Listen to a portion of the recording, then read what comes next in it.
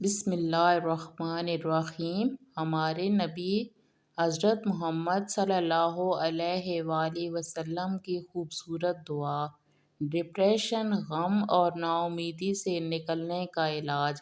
سیدنا عبداللہ رضی اللہ عنہ بیان کرتے ہیں کہ رسول اللہ صلی اللہ علیہ وآلہ وسلم نے فرمایا،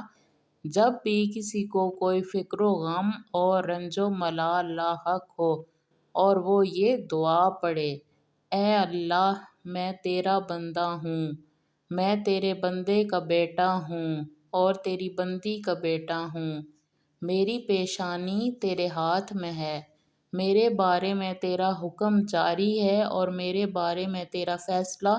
عدل والا ہے، میں تجھ سے تیرے ہر اس خاص نام کے ساتھ سوال کرتا ہوں جو تو نے خود اپنا نام رکھا ہے یا اسے اپنی کتاب میں نازل کیا ہے یا اپنی مخلوق میں سے کسی کو سکھایا ہے یا علم الغیب میں اسے اپنے پاس رکھنے کو ترجیح دی ہے، کہ تو قرآن کو میرے دل کی بہار اور میرے سینے کا نور اور میرے غم کو دور کرنے والا اور میری فکر کو لے جانے والا بنا دے، تو اللہ تعالیٰ اس کے فکر و غم اور رنج و ملال کو دور کر کے اس کے بدلے وسعت اور کشادگی عطا کرے گا۔ کہا گیا،